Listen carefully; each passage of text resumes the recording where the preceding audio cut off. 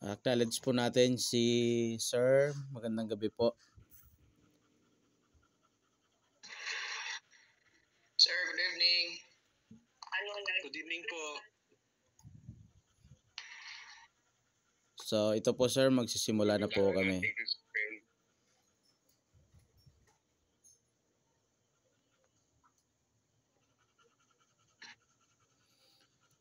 Okay, ano po yung screen po natin? Sige po, Leader Pastor Loreto Lopez po, start po tayo. Hindi po nakita yung sa screen natin. Ayan, di po ba kita? Sige, open ko na lang yung sa lead 7 natin na notes. Sige po. Pastor Mata, kita po ba yung share screen? Yeah. Ayan, kita. May kodigo naman siya si Pastor Lopez. So, dito na lang ako sa lead 7 na sige po, Pastor. Go ahead. Okay, so discussion 2. So, me and my family part 2 na tayo. So, the same as last week, yung ating learning outcomes, family. At yung next is assess on how the identified problem also affecting your own family. At saka mag-determine ng mga steps kung paano natin ma-resolve yung mga issues na nag-epekto sa ating mga family based dito sa lesson na na-learn natin. So, ngayong gabi tayo sa ating discussion content, parang introduction muna tayo. So, we discussed last meeting yung tatlong points ng problem resolved buhay sa bakit naging dysfunctional yung buhay ni family ni Joseph. So we have already learned that there was a deception. So sabi natin yung deception na ganda pa yun, nag-ugat pa yun sa nung binata pa si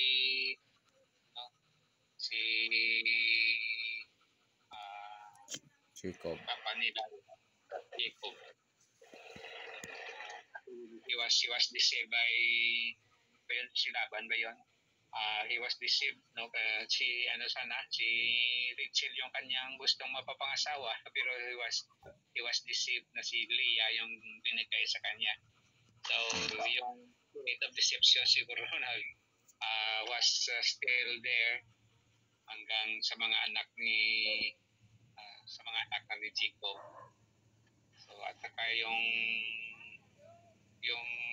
nakita ko yung ugat din ng revenge kasi yung ginawa ni Laban, so ang ginawa naman ni Jacob, yung ginawa niya yung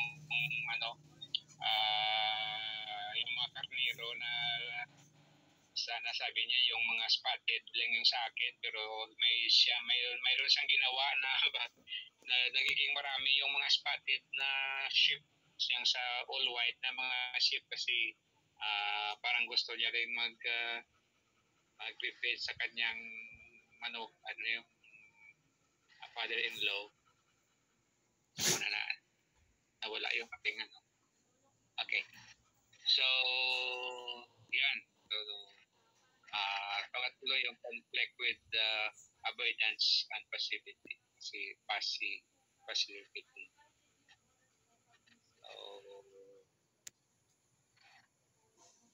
So we are second part na ng ating yung ating small group. So dito naman tayo mag-focus na sa ating discussion. So in this is the continuation of the discussion regarding how dysfunctional in Joseph's family created a crisis among the sibling of the life of Joseph. We are going to discuss yung tatlong crisis that Joseph has encountered kanyang family. So, sige, Meron ba kayong kayo naman yung magbasa doon sa yung number 4? Yung una na mga una sa tatlong mga crisis sa buhay na encountered ni Joseph, encountered niya sa kanyang family. Pastor Guarino, pwede mo mabasa dyan sa iyo, sa note natin dyan? Number 4, Pastor? Yes, sir. Yes po. Jacob blatantly expressed his favoritism by making Joseph richly ornamented. Continue po.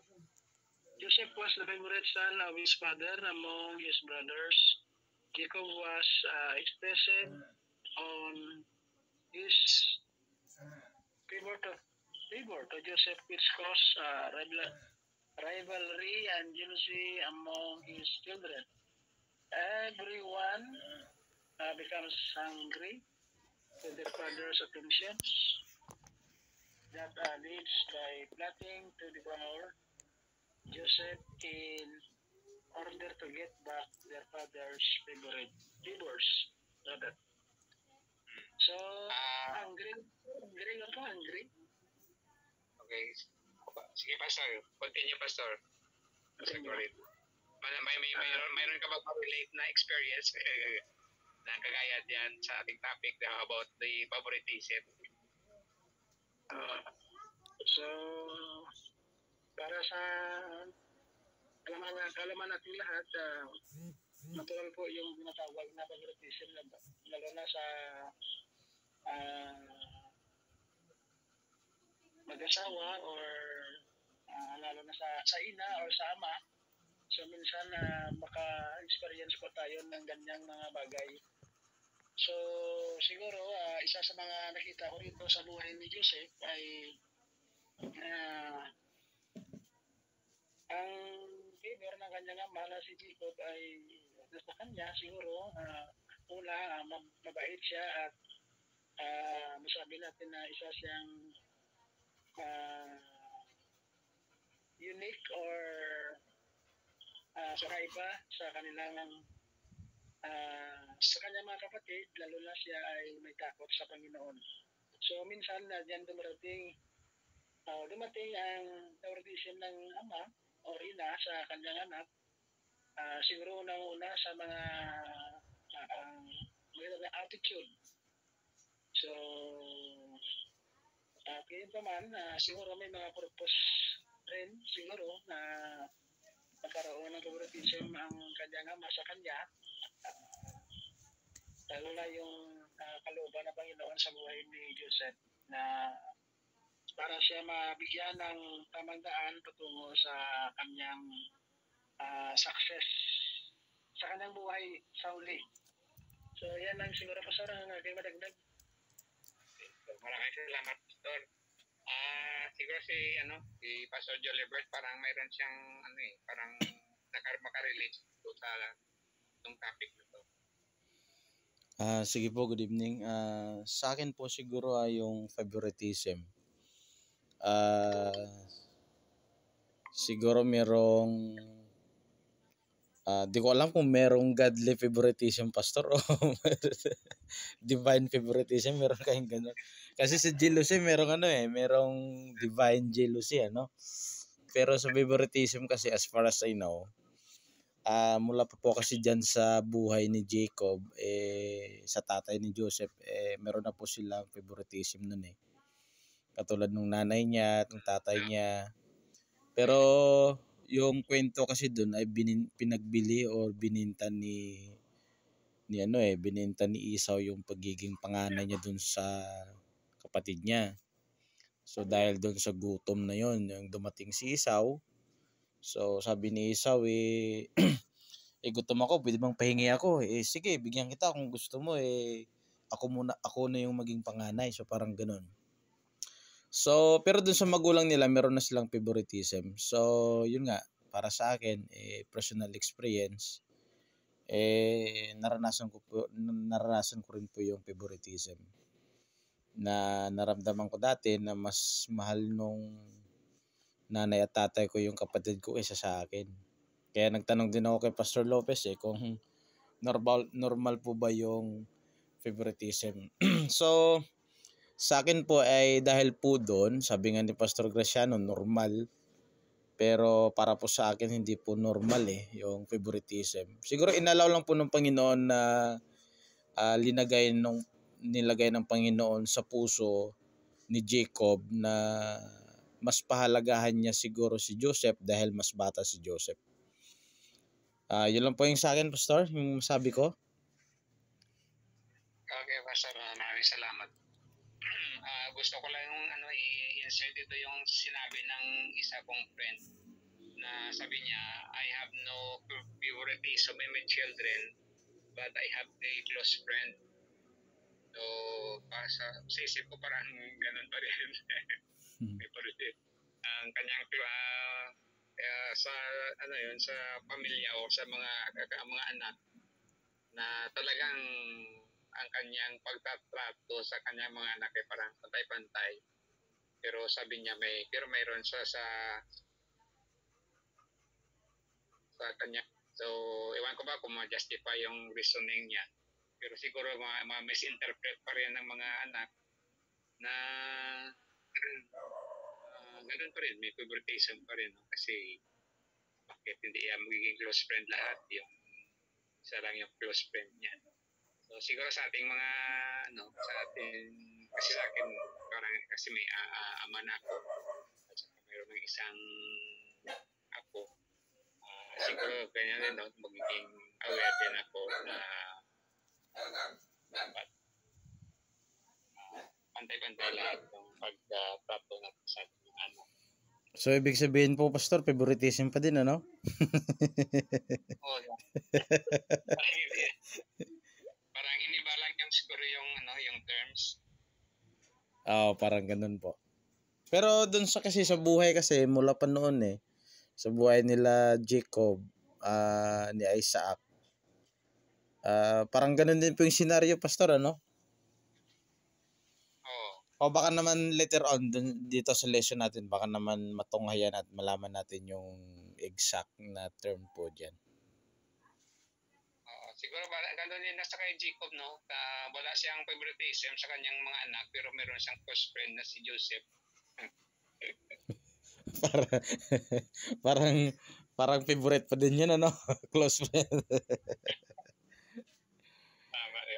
Pero meron pong ibang meaning po kasi sa friend tsaka sa favorite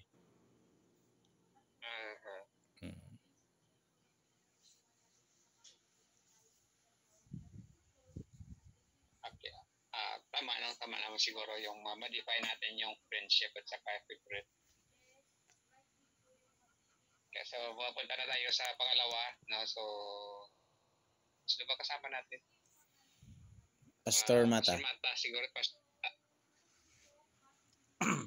Mata siguro magbabasa, i-request natin yung magbasa ng number 5. Wala sa screen. Arala sa GC ta, kay hindi ko din makitaan sa aton record kung ma-share screen ko. Punta naman tayo sa nagkanto lang ko sa aton nga GC bla sa grade 7. Hindi ko makita. Ang liit. Ara sa GC. Sobrang liit ba? Sige, share screen ako. Ang liit, hindi ko share screen lang, Pastor, para matag. Okay pa kung share screen okay pa pag share screen. Re.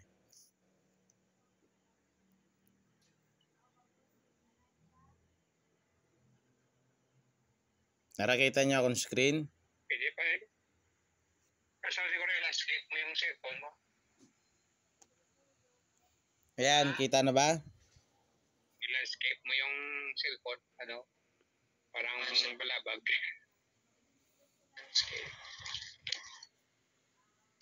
Okay, yan. Ayun. Number 5 na. Joseph's brothers filled with hatred and jealousy. Joseph's brothers were jealous because of the favor he got from their father. He received gifts that his brothers have not.